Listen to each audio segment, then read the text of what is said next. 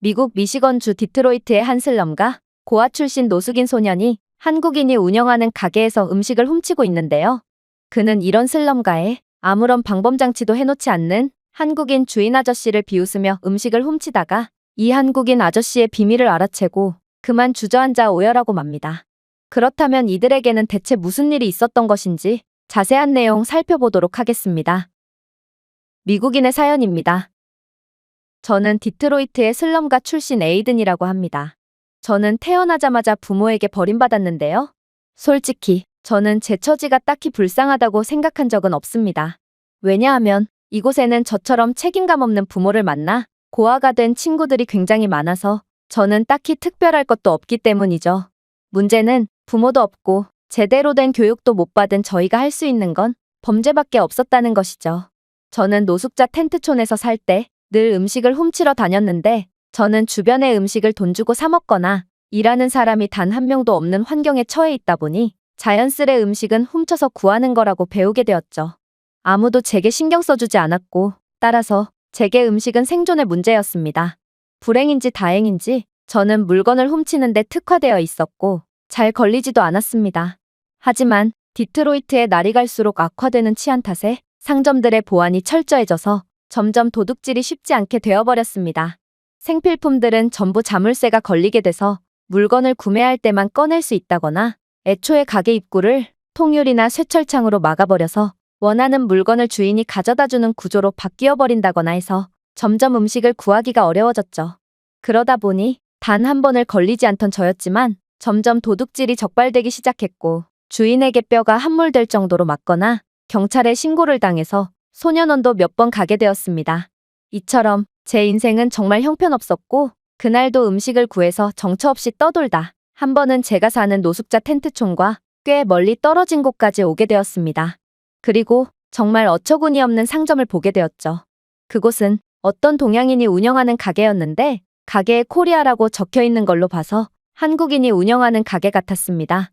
그런데 바보 같게도 쇠철창으로 중무장한 다른 가게들과는 달리 여기에는 기본적인 방범장치조차 단 하나도 없더군요.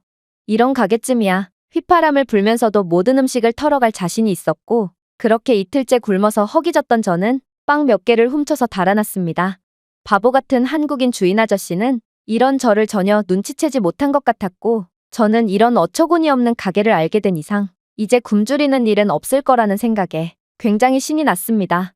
하지만 몹시 긴장되고 불안하기도 했는데 제가 도둑질을 많이 해보긴 했지만 이렇게 한 곳에 여러 번 들락날락 한 적은 없었기 때문입니다. 그러나 제게는 선택권 따위는 없었고 결국 배가 고플 때마다 한국인 아저씨 가게로 가서 음식을 훔쳤습니다. 그리고 여전히 한국인 아저씨는 저를 신경 쓰지 않더군요. 어느 날 이틀 동안 물만 먹었던 저는 또다시 한국인의 가게로 향했는데요.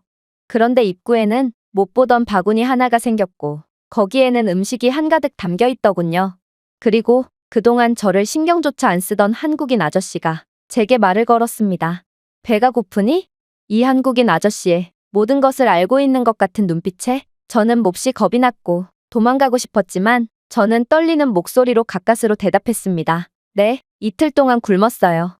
그러자 이 아저씨는 인자하게 웃으시며 대답하더군요. 이거 유통기한이 얼마 안 남은 음식들인데 원한다면 가져가서 먹거라. 저는 두려워서 음식을 갖고 뒤도 안 돌아본 채 도망갔습니다.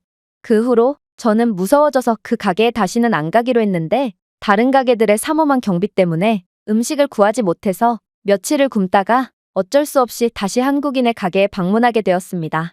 한국인 아저씨는 여전히 사람 좋은 미소로 저를 반겨주셨고 그렇게 저는 또다시 공짜 음식을 먹을 수 있었습니다. 그리고 이쯤 되니 저는 이 한국인 아저씨가 바보 같다고 생각했습니다. 유통기한 임박이라곤 했지만 2주나 남았고 자신이 먹으면 될 것을 왜 굳이 남에게 나눠주는지 당최 이해가 안 됐거든요. 그런데 그렇게 몇 번을 공짜 음식을 먹으니 갑자기 미안해지더군요. 그럴 수밖에 없었던 게 도둑질을 걸리면 기절 직전까지 얻어맞거나 경찰에 신고당해서 소년원에 갇히는 게 일상이었던 제게 아무도 이런 호의를 베풀어준 적이 없었거든요. 그래서 저는 죄송한 마음에 아저씨 가게의 창문을 닦아주거나 가게를 대신 청소해주며 일을 도와줬습니다. 그런데 그렇게 몇 달이 지났을까 갑자기 아저씨가 숙제를 내주시기 시작했습니다. 그는 책 몇 권을 주며 알파벳을 쓰는 법이나 기본적인 영단어나 문법 같은 문제를 풀어오라고 하더군요. 처음에는 짜증이 났습니다. 뜬금없이 팔자에도 없는 공부를 하게 되었으니까요. 하지만 문제를 풀어오지 않으면 음식도 없다는 아저씨의 말에 저는 강제로 공부를 해야 했고, 막상 공부를 하다 보니 나름 재밌더라고요. 저는 글자를 읽는 것에 대한 호기심도 갖게 되었고, 길가에 버려진 날짜가 지난 신문을 읽으며 세상에 대한 지식을 쌓아나가기 시작했습니다. 그리고 해외로 나가보고 싶다는 꿈도 가지게 되었는데, 저는 외국이라곤 아저씨의 국가인 한국밖에 몰랐기 때문에 꼭 한국에 가서 일해보자는 꿈을 가지게 되었습니다. 하지만 더 공부하려면 책을 구매할 돈이 필요했고, 제가 한국인 아저씨께 사정을 말하자 아저씨는 흔쾌히 저를 직원으로 써주셨습니다. 그렇게 저는 처음으로 일을 해서 돈을 벌게 되었고, 책도 구매할 수 있었죠. 그런데 이상했어요. 제가 이곳에서 일하다 보면 종종 이곳과는 전혀 어울리지 않는 말끔한 옷을 차려입은 사람들이 왔고, 그들은 킴 아저씨가 어딨냐고 물었거든요. 제가 자리를 비웠다고 대답하면 그들은 자신의 이름을 대면서 제게 돈 뭉치를 건네줬죠. 제가 줬다고 하면 킴 아저씨도 이해하실 거예요. 여기서 일하는 걸 보니 믿을 만한 사람인 것 같아서 맡겨봅니다. 저는 영문을 몰랐지만 어쨌든 킴 아저씨에게 가는 돈만큼은 도둑질하고 싶지 않았고 늘 아저씨께 그대로 전해주곤 했습니다. 그리고 그 돈은 킴 아저씨에게 굉장히 소중했던지 그는 눈물까지 흘려가며 좋아하곤 하셨죠. 그러다 한 번은 동네에서 경찰이 흑인 범죄자를 잡다가 저항 이것에서 사살하는 사건이 발생했는데요. 흑인들은 과잉진압이라며 폭동을 일으키더라고요. 흑인들은 꼭 폭동을 구실로 주변 가게를 털어가는 경우가 빈번했으므로 저는 킴 아저씨가 걱정돼서 가게로 향했습니다. 그런데 킴 아저씨의 가게에는 이미 수많은 사람들이 총을 들고 지키고 있더라고요. 흑인과 백인을 가리지 않고 말이에요.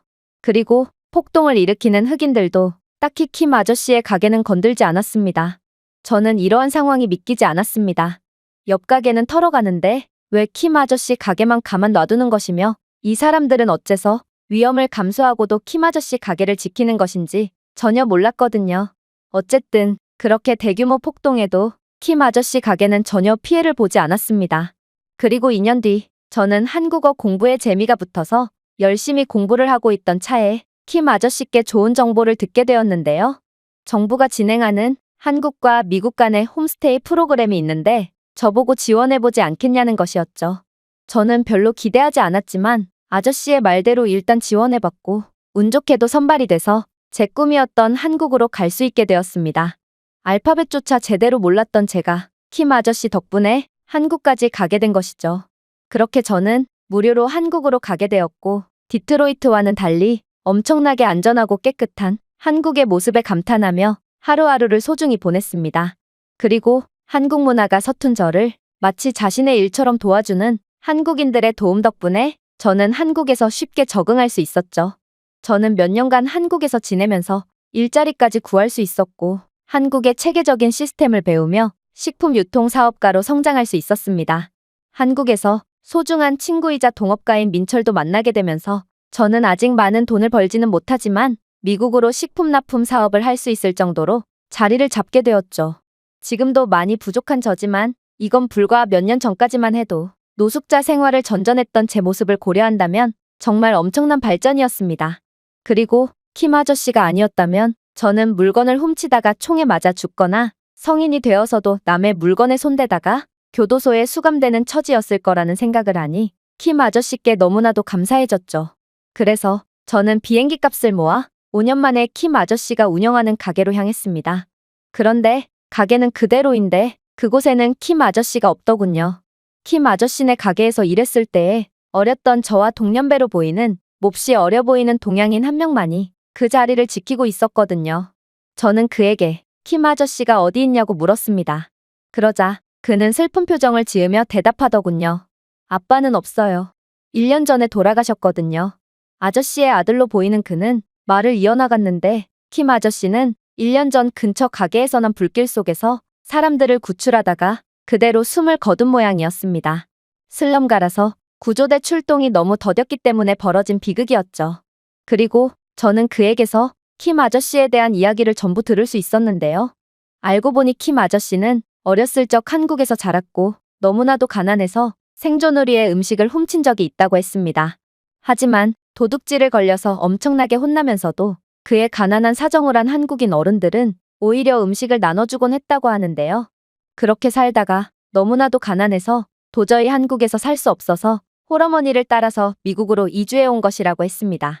그리고 킴 아저씨는 자신도 도둑질을 많이 해봤기 때문에 도둑들을 딱 보면 알지만 배고팠던 자신의 어린 시절이 생각나서 짠하기도 하고 그때 자신을 야단치면서도 음식을 나눠주며 배려해줬던 한국인 어른들에게 보답하는 길이라고 생각해서 손해를 감수하고도 늘 생계형 도둑들을 못 본 채 한 거라고 했습니다. 그의 가게만 방범장치가 없는 것도 바로 그 이유였죠.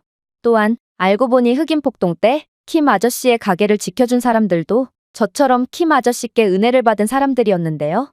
제가 가게에서 일할 때 킴 아저씨에게 전해달라며 돈을 주고 간 사람들 역시도 킴 아저씨 덕분에 사람다운 삶을 살 수 있게 된 사람들이 은혜를 갚기 위해 찾아온 것이었죠.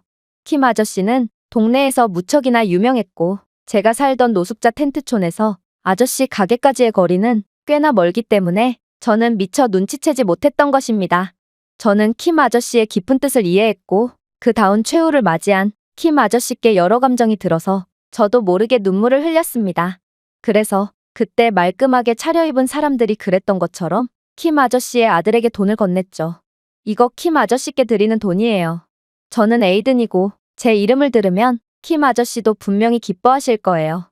아들은 저를 이해한다는 표정으로 돈을 받았고 저는 감당할 수 없을 정도로 터져나오는 눈물 때문에 도망치듯 가게에서 빠져나왔습니다. 킴 아저씨가 아니었다면 제 삶은 어떤 방향으로 흘러갔을지 굳이 오래 생각하지 않아도 명확하게 그려졌기 때문에 킴 아저씨께 더욱 감사하고 그가 그립습니다. 저는 킴 아저씨가 제게 베풀어준 은혜를 죽을 때까지 잊지 않을 것이고 그의 정신을 이어받아 한국에서 그처럼 베풀면서 살려고 합니다. 이 외국인의 글은 여기까지입니다. 한국인 아저씨 덕분에 새로운 삶을 살 수 있게 된 미국인의 사연이었습니다. 제가 준비해온 내용은 여기까지입니다. 끝까지 시청해주셔서 진심으로 감사드리며 여러분들의 구독과 좋아요, 알림 설정은 영상 제작에 큰 힘이 됩니다. 이상 세모튜브였습니다.